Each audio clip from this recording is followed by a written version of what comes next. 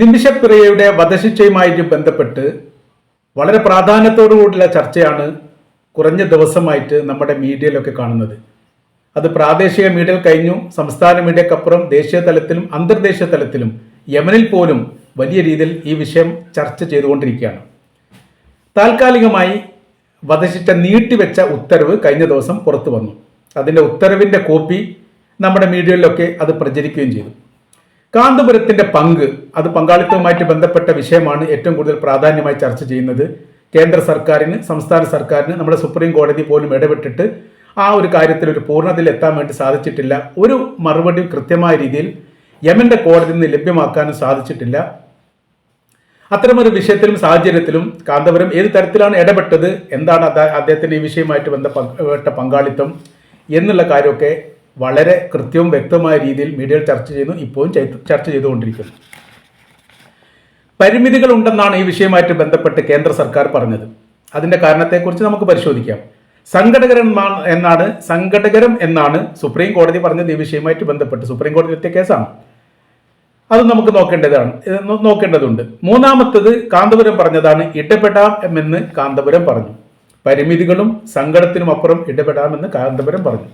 എന്താണ് യഥാർത്ഥത്തിൽ നിമിഷപ്രിയയുടെ വിഷയം? ആ വിഷയവുമായിട്ട് ബന്ധപ്പെട്ട കാര്യങ്ങൾ ഇത്ര സങ്കീർണമായി ഇവിടെ എത്താനുള്ള കാരണം എന്താണ് എന്നതാണ് നമ്മൾ ആദ്യം പരിശോധിക്കുന്നത്. പാലക്കാട് കൊല്ലങ്കോട് സ്വദേശിയാണ് നിമിഷപ്രിയ. 2008 വർഷത്തിലാണ് നഴ്സ് ആയിട്ട് യമനിലെത്തുന്നത്. 2014 വർഷത്തിൽ അവിടെ നഴ്സിംഗ് ജോലികൾ ചെയ്തുകൊണ്ടിരിക്കുന്ന സമയത്ത് 2014 പുതിയൊരു ക്ലിനിക്ക് തുടങ്ങാൻ വേണ്ടിയിട്ട് തലാൽ എന്ന് പറയുന്ന യമൻ പൗരനെ സമീപിക്കുന്നതുമായിട്ടുള്ള ബന്ധത്തെക്കുറിച്ചും അവരുടെ മധ്യസ്ഥ വഹിച്ചതിനെ കുറിച്ചൊക്കെ കുറച്ച് അധികം വിശദീകരണമുണ്ട്.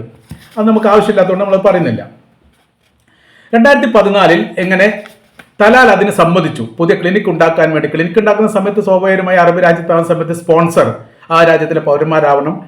ഇവർ പിന്നെ അവിടെ ജോലിക്കാരായിട്ടോ അല്ലെങ്കിൽ ഒരു കരാർ വ്യവസ്ഥയിലൊക്കെ ഉണ്ടാക്കാം. പരസ്പരം അങ്ങോട്ടും ഇങ്ങോട്ടും സംബന്ധിച്ച ഒരു ഉടമ്പടി പ്രകാരമൊക്കെ സ്ഥാപനങ്ങൾ തുടങ്ങാറുണ്ട്.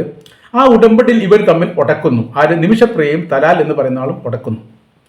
അങ്ങനെ ഉടക്കിയ സമയത്ത് തലാൽ നിമിഷപ്രിയയുടെ പാസ്പോർട്ട് പിടിച്ചു വെക്കുന്നു. പാസ്പോർട്ട് പിടിച്ചു വെച്ചു എന്ന് മാത്രമല്ല, പിന്നീട് ഈ നിമിഷപ്രിയ പറഞ്ഞ കാര്യം സത്യമാണെങ്കിൽ മാനസിക ശാരീരിക പീഡനങ്ങൾ ഏൽക്കേണ്ടി വന്നു. അതിനിടയിൽ അവർ വിവാഹം കഴിച്ചു എന്ന് പറയുന്നുണ്ട്. ഒരു വിവാഹത്തിന്റെ സർട്ടിഫിക്കറ്റുമായിട്ട് ബന്ധപ്പെട്ട കാര്യങ്ങളൊക്കെ പറയുന്നുണ്ട്. ഭാര്യ എന്ന രീതിയിലാണ്, അതായത് ഭർത്താവിനെ ഭാര്യ വധിച്ചു എന്ന രീതിയിലാണ് യമനിൽ ഈ കാര്യങ്ങളൊക്കെ പ്രചരിച്ചത്. വിവാഹ സർട്ടിഫിക്കറ്റും കാര്യങ്ങളൊക്കെ ഉണ്ട്. അത് ഒറിജിനൽ ആണോ ഇല്ലാത്തതാണോ എന്നും അറിയില്ല. അങ്ങനത്തെ കുറച്ച് വിഷയങ്ങളൊക്കെ, അതായത് സങ്കീർണമായിരിക്കുന്ന കുറച്ച് വിഷയങ്ങൾ, ചിലതൊക്കെ പുറത്തറിഞ്ഞതും ഒരുപാട് പുറത്തറിയാത്തതുമായിരിക്കുന്ന വിഷയങ്ങളുണ്ട്. ഏതായിരുന്നാലും നിമിഷപ്രിയക്ക് നാട്ടിൽ വരാനും പറ്റില്ല. അവിടെ ഈ ജോലി, അവരുടെ വലിയ സമ്പാദ്യങ്ങളൊക്കെ ഈ പറയപ്പെട്ട ക്ലിനിക്കിന് മുടക്കിയിട്ടുണ്ട്. ആ പണം തിരിച്ചു ചോദിച്ചു, അത് തിരിച്ചു കൊടുക്കില്ല എന്ന് പറഞ്ഞു. അങ്ങനത്തെ കുറച്ച് പ്രശ്നങ്ങൾ ഇവർ തമ്മിൽ ഉണ്ടായപ്പോൾ പിന്നീട് രക്ഷയില്ല എന്ന് തോന്നിയ സമയത്താണ് നേഴ്സ് ആയതുകൊണ്ട് മയക്കുമരുന്നുമായിട്ട് ബന്ധപ്പെട്ട കാര്യങ്ങൾ ഉപയോഗിക്കാനൊക്കെ അറിയാം. ബോധം കെടുത്തുന്ന രീതിയൊക്കെ ഉണ്ടാവില്ല ആശുപത്രിയിൽ. അത്തരം മയക്കുമരുന്ന് ഉപയോഗിച്ചുകൊണ്ട് തലാലിനെ ബോധം കെടുത്തി എന്നുള്ളതാണ് കേസിന്റെ പ്രധാനമായിരിക്കുന്ന FIRന്റെ ആദ്യത്തെ ഭാഗം. പിന്നീട് മരണപ്പെട്ടു എന്ന് മരിക്കാൻ വേണ്ടിയിട്ടല്ല ചെയ്തത് എന്ന് പറയുന്നു. എന്നാൽ മരണപ്പെട്ടതിന് ശേഷം ഇദ്ദേഹത്തിന്റെ തലാലിന്റെ ശരീരഭാഗങ്ങൾ വെട്ടി നുറുക്കി വാട്ടർ ടാങ്കിൽ നിക്ഷേപിച്ചു. അതിന് വേറെ 1-2 ആൾക്കാരുടെ സഹായങ്ങളൊക്കെ അതിൽ പറയുന്നുണ്ട്. സഹായത്തോട് കൂടിയിട്ടാണ് ആ പ്രവൃത്തി ചെയ്തതെന്ന് പറയുന്നു. അങ്ങനെ ചെയ്തിട്ടില്ല നിമിഷപ്രിയ പറയുന്നു. ഏതായാലും അങ്ങനെയൊക്കെ അതാണ് എൻ്റെ കേസ്. അതായത് മയക്കുമരുന്ന് കൊടുത്തു, വെട്ടി നുറുക്കിയിട്ട് വാട്ടർ ടാങ്കിൽ നിക്ഷേപിച്ചു, രക്ഷപ്പെടാൻ ശ്രമിച്ചു. 2017 ഈ സംഭവം. 2017 ജൂലൈ മാസത്തിൽ, 2014 ക്ലിനിക്കുമായിട്ട് ബന്ധപ്പെട്ട വിഷയം ഉണ്ടായി. അതങ്ങനെ സങ്കീർണമായി കൊണ്ടുവരിക്കുന്ന സമയത്ത് 2017 ജൂലൈ മാസത്തിൽ ഈ പറയപ്പെട്ട കൃത്യം ചെയ്തു. 2018 രക്ഷപ്പെടാനുള്ള ശ്രമത്തിന്റെ ഇടയിലോ മറ്റോ നിമിഷപ്രിയ പിടികൂടി. അത് 2017 പിടികൂടി എന്നൊരു റിപ്പോർട്ട് കാണുന്നു, 2018 പിടികൂടി മറ്റൊരു റിപ്പോർട്ടും കാണുന്നു. ഏതെന്നാലും പിടിക്കപ്പെട്ടു. പിന്നീട് കേസ് വിചാരണ നടത്തും പ്രാദേശിക കോടതി, മധ്യകോടതി, സുപ്രീം കോടതി. 2025 ജൂലൈ 16, അതായത് കഴിഞ്ഞ ദിവസം വധശിക്ഷയ്ക്ക് വിധേയമാക്കാൻ വേണ്ടിയിട്ട് തീരുമാനിച്ചു. ശിക്ഷ നടപ്പിലാക്കാൻ വേണ്ടി. ഇതൊരു വൈകാരികമായിരിക്കുന്ന ഒരു വിഷയമായിട്ട് യമനിലെ ഗോത്രവർഗം ഏറ്റെടുത്തു. അതുകൊണ്ട് തന്നെ ഈ സുപ്രീം കോടതി, അവരുടെ വിധി നടപ്പിലാക്കുന്ന സുപ്രീം കോടതിയുടെ പരിസരത്ത് ഈ പറയപ്പെട്ട ദിവസത്തിൽ ഒരുപാട് ആളുകൾ തടിച്ചു കൂടിയിട്ടുണ്ട് എന്ന് പ്രാദേശികമായിട്ടുള്ള യമന്റെ പത്രങ്ങളൊക്കെ റിപ്പോർട്ട് ചെയ്യുന്നു. അപ്പോൾ സങ്കീർണമായിരിക്കുന്ന ഒരു വിഷയമായിട്ട് തന്നെയാണ് അവർ കണ്ടത്. ശിക്ഷ ഉറപ്പായിട്ടും നടപ്പിലാക്കണം. രാജ്യത്തിലെ പൗരന് ഇത്രയും ക്രൂരമായിരിക്കുന്ന പ്രവൃത്തി കാര്യങ്ങളൊക്കെ ചെയ്തിട്ടുണ്ട്. അങ്ങനെയാണ് അവർ ആ വിഷയമായിട്ട് സോഷ്യൽ മീഡിയ ഒക്കെ ഈ വിഷയമായിട്ട് ബന്ധപ്പെട്ട് സജീവമായിട്ട് ചർച്ച ചെയ്തതാണ് യമനിൽ. അതാണ് അതിൻ്റെ ഒരു ഭാഗം. ഇനി നമ്മൾ രണ്ടാമത്തെ ഭാഗം നോക്കുന്ന സമയത്ത് ഏറ്റവും അവസാന ഘട്ടത്തിൽ ഉമ്മൻചാണ്ടിയുടെ മകനായിരിക്കുന്ന ചാണ്ടി ഉമ്മൻ ഗതിയും പരഗതിയും ഇല്ലാത്തൊരു സാഹചര്യം വന്ന സമയത്ത് കാന്തപുരം AP അബൂബക്കർ മുസ്ലിയാരോട് സഹായം തേടുന്നു എന്ന് വെച്ചാൽ ഇടപെടാൻ പറയുന്നു. ഏതെങ്കിലും തരത്തിൽ ഇടപെടാൻ സാധിക്കുമോ എന്നുള്ളതാണ് അദ്ദേഹം ചോദിച്ചത്. അപ്പോൾ അവിടുത്തെ സൂഫി പണ്ഡിതനും സൂഫി പണ്ഡിത സഭയുമായിട്ടൊക്കെ കാന്തപുരത്തിനുള്ള ബന്ധത്തെക്കുറിച്ചൊന്നും അയാൾക്കറിയില്ല. ഉമ്മൻചാണ്ടി തമ്മിൽ വലിയ ബന്ധം കാന്തപുരത്തിനുണ്ടായിരുന്നു. അതുകൊണ്ട് തന്നെ ആ ബന്ധം മകനായിരിക്കുന്ന ചാണ്ടി ഉമ്മനെ നിലനിർത്തുന്നു. ആ ബന്ധത്തിന്റെ അടിസ്ഥാനത്തിൽ കാന്തപുരത്തെ സമീപിക്കുന്നു. അദ്ദേഹം കോട്ടയം സ്വദേശിയാണല്ലോ. ഈ സംഭവം നടക്കുന്നത് പാലക്കാട് കൊല്ലങ്കോടാണ്. അപ്പോൾ ഈ ബന്ധത്തിന്റെ ക്രിസ്തീയ ഈ ബിഷപ്പുമാരും അച്ഛന്മാരൊക്കെ ഈ വിഷയവുമായിട്ട് ബന്ധപ്പെട്ട് ഒരുപാട് തവണ ചാണ്ടിയെ സമീപിച്ചിട്ടുണ്ട്. ചാണ്ടിയും കൈമലർത്തിയാണ്. സംസ്ഥാന സർക്കാരൊന്നും ചെയ്യാനില്ല, മറ്റൊരു രാജ്യത്താണ്. കേന്ദ്ര സർക്കാരിനൊന്നും ചെയ്യാറില്ല, മറ്റൊരു രാജ്യത്താണ്. ആ രാജ്യവുമായിട്ടുള്ള ബന്ധത്തെക്കുറിച്ച് നമുക്ക് പറയാം. ഇങ്ങനെയാണ് അതിൻ്റെ സ്ഥിതികൾ. അപ്പോൾ കാന്തപുരം എന്ത് പറഞ്ഞു? നമുക്കത് ശ്രമിച്ചു നോക്കാം. എനിക്ക് ഒരു സൂഫി പണ്ഡിതൻ യമനിലുണ്ട്, ഷെയ്ഖ് ഹബീബ് ഉമർ, അദ്ദേഹമായിട്ട് ഞാൻ സംസാരിക്കട്ടെ, അയാളുമായിട്ട് ബന്ധപ്പെടട്ടെ എന്ന് പറഞ്ഞു. അതിൻ്റെ അടിസ്ഥാനത്തിൽ അദ്ദേഹമായിട്ട് ബന്ധപ്പെടുന്നു. അദ്ദേഹം ആ മേഖലയിലെ ഗോത്രവർഗ തലവന്മാർക്ക് വലിയ രീതിയിലുള്ള അംഗീകാരമുള്ള വ്യക്തിയാണ്, സൂഫി പണ്ഡിതനാണ്, അംഗീകാരമുള്ള വ്യക്തിയാണ് എന്ന നിലക്ക് തന്നെ കുടുംബവുമായിട്ട് ബന്ധപ്പെട്ട് ഈ കുടുംബം മജിസ്ട്രേറ്റിൻ്റെ അടുത്ത് ഒരു പെറ്റിഷൻ അല്ലെങ്കിൽ ഒരു ഹർജി നൽകുന്നു. ആ ഹർജിയിൽ പറയുന്ന കാര്യം ഇങ്ങനെയാണ്: താൽക്കാലികമായിട്ട് വധശിക്ഷ നടപ്പിലാക്കുന്ന തീയതി മാറ്റിവെക്കണം. അതോടനുബന്ധിച്ച് പറഞ്ഞത് രണ്ട് അപേക്ഷ കോടതിയിൽ പോയിട്ടുണ്ട് എന്നാണ് പറഞ്ഞത്. അത് നിമിഷപ്രിയയുടെ മാതാവ് കൊടുത്തൊരു ഹർജിയുണ്ട്. അത് ഹർജിയിൽ പറയുന്നത് കുടുംബവുമായിട്ട് സംസാരിക്കാനുള്ള അവസരത്തിന് വേണ്ടിയിട്ട് ഈ വധശിക്ഷ നീട്ടിവെക്കണം എന്ന് മുൻപ് പറഞ്ഞിട്ടുണ്ട്. അത് വേണ്ട രീതിയിൽ പരിഗണിച്ചിട്ടില്ല, അല്ല പരിഗണിക്കാൻ സാധിച്ചിട്ടില്ല. കാര്യം എന്ന് വെച്ചാൽ ഇതിന് മറുപടി പറയേണ്ടത് ആരാണ്? കുടുംബമാണ്. തലാലിൻ്റെ കുടുംബം എന്ത് ചെയ്യണം? അതിന് മറുപടി പറയണം, അല്ലെങ്കിൽ കുടുംബം അംഗീകരിക്കണം ഈ അപേക്ഷ. അത് അപേക്ഷ അംഗീകരിച്ചിട്ടില്ല എന്നാണ് മനസ്സിലാക്കാൻ വേണ്ടി സാധിക്കുന്നത്. അപ്പോൾ ഏതായിരുന്നാലും ഇവരുടെ അപേക്ഷ പ്രകാരം അങ്ങനെ മജിസ്ട്രേറ്റും ഈ പറയപ്പെട്ട സൂഫി പണ്ഡിതനും അവരുടെ ഫാമിലിപ്പെട്ട ആൾക്കാരും ഒരു അടിയന്തരമായിരിക്കുന്ന ഒരു മീറ്റിംഗ് കൂടുന്നു. ആ മീറ്റിങ്ങിൽ ഇത് അംഗീകരിക്കുന്നു. മജിസ്ട്രേറ്റ് അംഗീകരിച്ചുകൊണ്ട് ഉത്തരവിടുന്നു. ഉത്തരവിൻ്റെ കോപ്പി പുറത്തു വിടുന്നു. അത് അവിടുത്തെ വക്കീലാണ്, സർക്കാർ ഗുമസ്തനോ വക്കീലോ ആ കോപ്പി പകർപ്പായിട്ട് നൽകുന്നു. നമ്മുടെ ഈ മീഡിയയിലൊക്കെ അത് പ്രചരിച്ചതാണ്. അങ്ങനെയാണ് ഇതിൻ്റെ ആദ്യഘട്ടം പിന്നെ നടക്കുന്നത്.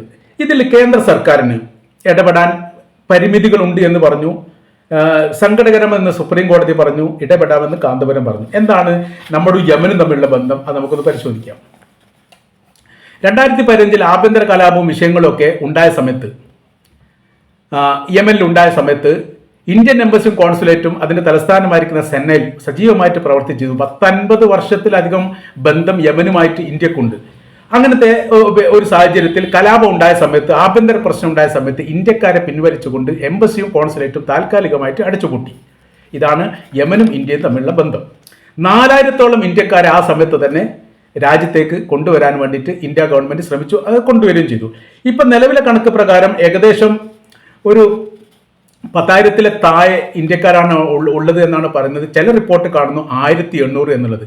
2024 കേന്ദ്ര സർക്കാരിൻ്റെ ഈ ലോകത്താകമാനമുള്ള ഇന്ത്യക്കാരുടെ എണ്ണവും ലിസ്റ്റുമായിട്ട് ബന്ധപ്പെട്ട ഒരു പ്രിൻ്റ് ഔട്ട് ഉണ്ട്. ആ പ്രിൻ്റൗട്ട് ബന്ധപ്പെട്ട കാര്യത്തെക്കുറിച്ച് നമുക്ക് അടുത്ത വീഡിയോയിൽ പറയാം. അതിൽ എത്ര ഈ ഇന്ത്യക്കാർ യമനിലുണ്ട്, അവരെത്ര പേര് ജയിലിൽ കിടക്കുന്നവരുണ്ട്, അങ്ങനെ ലോകാടിസ്ഥാനത്തിൽ 201 രാജ്യങ്ങളുടെ ലിസ്റ്റാണ് നമുക്ക് പറയാനുള്ളത്. അത് ഇതിൽ പറഞ്ഞാൽ അവസാനിക്കില്ല, മറ്റൊരു വീഡിയോയിൽ നമുക്ക് പറയാം. 2015 ആഭ്യന്തര കലാപം ഉണ്ടായ സമയത്ത് അവിടുന്ന് ഇന്ത്യൻ കോൺസുലേറ്റും ഇന്ത്യൻ എംബസിയും അവിടുന്ന് പോയതിനു ശേഷം പിന്നീട് ജിബൂട്ടിയിലുള്ള ഇന്ത്യയുടെ കോൺസുലേറ്റ് അല്ലെങ്കിൽ ഇന്ത്യയുടെ എംബസി വഴിയാണ് യമനിലുള്ള ഇന്ത്യക്കാരുടെ വിഷയത്തിൽ ഇടപെടുന്നത്. ഒഫീഷ്യലായിട്ട് ഇടപെടുന്നത് ജിബൂട്ടിയിലുള്ള ഇന്ത്യയുടെ എംബസി മുഖാന്തരമാണ്.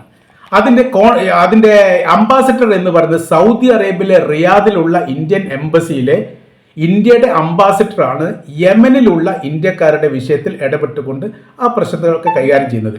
അപ്പോൾ അംബാസഡർ എന്ന് പറയുന്നത് സൗദിയിലെ റിയാദിലുള്ളത്, എംബസി എന്ന് പറയുന്നത് ജിബൂട്ടിലെ ഇന്ത്യൻ എംബസി. ഇങ്ങനെയാണ് യമനുമായിട്ട് ബന്ധപ്പെട്ട് നമ്മുടെ വിഷയത്തിൽ ഇടപെടുന്നത്. അങ്ങനെ ആ സമയത്ത് കേന്ദ്ര സർക്കാരിനെ സംബന്ധിച്ചിടത്തോളം കേന്ദ്ര സർക്കാരിന് ഒഫീഷ്യലാണ്, ഔദ്യോഗികമാണ്. അങ്ങനെ ഇങ്ങനെയൊന്നും ഇടപെടാനൊന്നും പറ്റില്ല. അപ്പോൾ ഇന്ത്യ ഗവൺമെന്റിനെ സംബന്ധിച്ചിടത്തോളം അവിടുത്തെ വിദേശകാര്യ മന്ത്രി ഈ വിഷയവുമായിട്ട് ബന്ധപ്പെട്ട് സംസാരിച്ചിട്ടുണ്ട്.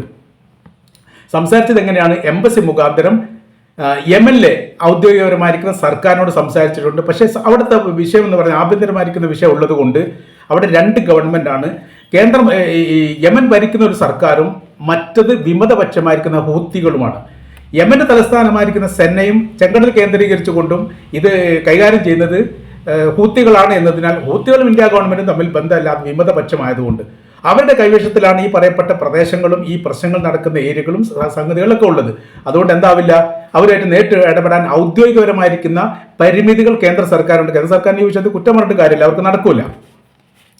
പിന്നീട് കോടതി, സുപ്രീം കോടതിയുമായിട്ട് ബന്ധപ്പെട്ട വിഷയം, സുപ്രീം കോടതിക്കും വളരെ കൃത്യമായിരിക്കുന്ന ഒരു രാജ്യത്തിന്റെ നിയമവ്യവസ്ഥയിലൂടെ മാത്രമേ, ആ ചാനലിലൂടെ മാത്രമേ നീങ്ങാൻ വേണ്ടി പറ്റൂ. അങ്ങനെ നീങ്ങിയിട്ടുണ്ട്. നമ്മുടെ കൊല്ലത്ത് വെച്ച് 2 മത്സ്യത്തൊഴിലാളികളെ ഇറ്റാലിയൻ സൈനികർ വെടിവെച്ച് കൊന്ന സമയത്ത് സുപ്രീം കോടതിയുടെ ശ്രദ്ധേയമായിരിക്കുന്ന ഒരു തീരുമാനം ഉണ്ടായിരുന്നു, ഒരു നിലപാടുണ്ടായിരുന്നു, ലോകം മുഴുവൻ അംഗീകരിക്കപ്പെട്ടതാണ്. അതായത് രാജ്യം വിട്ട്, അതായത് ഇവർക്ക് ജാമ്യം കൊടുത്തു, വെടിവെച്ച ഇറ്റാലിയൻ ഉദ്യോഗസ്ഥർക്ക് ജാമ്യം കൊടുത്തു. അവർ ഇറ്റലിയിലേക്ക് പോയി, പിന്നെ ഇങ്ങോട്ട് തിരിച്ചു വരില്ല എന്ന് പറഞ്ഞിട്ട് വലിയൊരു വിഷയം ഉണ്ടായിരുന്നു. അവരിന് തിരിച്ചു വരാൻ പറ്റില്ല. അപ്പോൾ സുപ്രീം കോടതിയുടെ തീരുമാനം അത് ഭയങ്കരമായ തീരുമാനം തന്നെയായിരുന്നു. ഇന്ത്യയിലുള്ള ഇറ്റാലിയൻ അംബാസഡറെ അറസ്റ്റ് ചെയ്യണം, അല്ലെങ്കിൽ അവരെ രാജ്യം വിട്ട് പോകാൻ വേണ്ടി സമ്മതിക്കാൻ വേണ്ടി പാടില്ല, അവരിങ്ങോട്ട് വരാതെ എന്നുള്ളതായിരുന്നു ആ തീരുമാനം. അത് ഈ ഇറ്റാലിയൻ അംബാസഡർ ഇന്ത്യയിൽ നിന്ന് രാജ്യം വിട്ടു പോകാനുള്ള ശ്രമം നടത്തിയിരുന്നു. പക്ഷേ ഇന്ത്യൻ സർക്കാർ അത് പിടികൂടി, ഇന്ത്യ പോലീസ് പിടികൂടി, അയാളെ സുപ്രീം കോടതിയിൽ ഹാജരാക്കി. പിന്നെ ആ നിയമ രീതിയിൽ അങ്ങനെയായിട്ട് നീങ്ങിയത്. അവരിങ്ങോട്ട് വന്നതിന് ശേഷമാണ് പിന്നീട് ഇയാൾക്ക് അതിൻ്റെതായിരിക്കുന്ന ഫ്രീഡം നൽകിയത്. ഗവൺമെൻറ് നൽകുന്ന രീതിയിൽ ഇന്ത്യ ഗവൺമെൻറ് ഈ എംബസിക്ക് നൽകുന്ന രീതിയിൽ സുരക്ഷാ സംബന്ധമായിരിക്കുന്ന കാര്യങ്ങളൊക്കെ പിൻവലിച്ച കുറേ വിഷയങ്ങളുണ്ടായിരുന്നു. അപ്പോൾ അത് ചാനൽ കറക്റ്റാണ്. ഇറ്റാലിയൻ ഗവൺമെൻറ് അവിടുത്തെ നിയമവ്യവസ്ഥകൾ, ഇന്ത്യൻ ഗവൺമെൻറ് അതിൻ്റെ നിയമവ്യവസ്ഥകൾ, സുപ്രീം കോടതി എല്ലാം കറക്റ്റാണ്, ഒറ്റേ ചാനലാണ്. അതുകൊണ്ട് എന്തായി, അത് വളരെ കൃത്യമായ രീതിയിൽ ചെയ്യാൻ വേണ്ടി സാധിച്ചു. പക്ഷേ ഇവിടുത്തെ വിഷയം എന്ന് പറഞ്ഞാൽ ഇവിടെ ഭരിക്കുന്നതും ഈ സംവിധാനങ്ങളിലൊക്കെ ഊത്തികളാണ്, അത് വിമതപക്ഷമാണ്, കേന്ദ്ര സർക്കാരിന് അതിൽ ബന്ധമില്ല. മാത്രമല്ല അവിടെ നമ്മുടെ എംബസി പ്രവർത്തിക്കുന്നില്ല. അങ്ങനെ കുറേ വിഷയ കാര്യങ്ങളൊക്കെ ഇതിലുണ്ട്.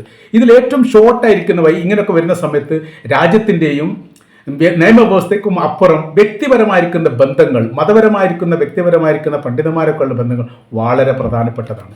ആ ബന്ധം ഈ നിയമവ്യവസ്ഥക്കപ്പുറം ഫലം ചെയ്തു എന്നുള്ളതാണ് ഈ വിഷയവുമായിട്ട് ബന്ധപ്പെട്ട് നമ്മൾ മനസ്സിലാക്കാൻ വേണ്ടി സാധിക്കുന്നത്. അതുകൊണ്ട് അദ്ദേഹത്തിൻ്റെ ഇടപെടലുകൾ വളരെ കൃത്യമാണ്. ഇതിൻ്റെ വധശിക്ഷയുമായിട്ട് ബന്ധപ്പെട്ട് ഒരു ദിവസം മുമ്പ് ഈ ശിക്ഷാ നടപടി നീട്ടിവെക്കാൻ പറ്റുമോ എന്നൊരു ചോദ്യം ഇതിനിടയിൽ കണ്ടിട്ടുണ്ട്. അതിന് ഈ ശരീഅത്ത് നിയമപ്രകാരം വധശിക്ഷ വധശിക്ഷ നടപ്പിലാക്കുന്ന സമയത്തും ആ നടപ്പിലാക്കുന്ന നിമിഷങ്ങൾക്കിടയിലും ഈ വധശിക്ഷയിലെ പ്രതിസ്ഥാനത്തുള്ളവരുടെ ഇരയായി ആക്കപ്പെട്ട ഫാമിലി, ബന്ധപ്പെട്ട ആളുകൾക്ക് മാപ്പ് നൽകാൻ ശരീഅത്ത് നിയമപ്രകാരം അവകാശമുണ്ട്. വാളെടുത്ത് തലയുടെ മേലെങ്ങനെ പൊന്തിച്ചു പിടിക്കുന്ന സമയത്ത് ഞാൻ മാപ്പ് നൽകി എന്ന് പറഞ്ഞാൽ ആ ശിക്ഷാവിധി നടപ്പിലാക്കാൻ പാടില്ല എന്നുള്ളതാണ് നിയമം. അപ്പോൾ ഒരു ദിവസം മുമ്പോ, ഒരു മണിക്കൂർ മുമ്പോ, ഒരു നിമിഷം മുമ്പും ശിക്ഷാവിധി നടപ്പിലാക്കാതിരിക്കാനുള്ള സംവിധാന കാര്യങ്ങൾ ഉണ്ട് എന്നുള്ളത് ഇതിൻ്റെ ഇടയിൽ ശരീഅത്ത് നിയമവുമായിട്ട് ബന്ധപ്പെട്ട് ഇപ്പോൾ ചർച്ചയിൽ വന്നിരിക്കുന്ന കാര്യമായതുകൊണ്ടാണ് അത് പറയുന്നത്. അങ്ങനെ ഉണ്ട് എന്ന് കൂടി നമ്മൾ മനസ്സിലാക്കണം. ഏതായിരുന്നാൽ അദ്ദേഹത്തിൻ്റെ ഇടപെടൽ പ്രശംസനീയമാണ്. തീർച്ചയായിട്ടും അത്തരം ആളുകൾ ഉണ്ടാകുന്ന സമയത്താണ് നിയമവ്യവസ്ഥക്കപ്പുറം നീതി കിട്ടാൻ വേണ്ടി സാധിക്കും എന്നുള്ളൊരു ബോധ്യം ലോകത്തിനുണ്ടാകുന്നത് എന്നാണ് ഇതിൻ്റെ യഥാർത്ഥമായിരിക്കുന്ന സത്യം.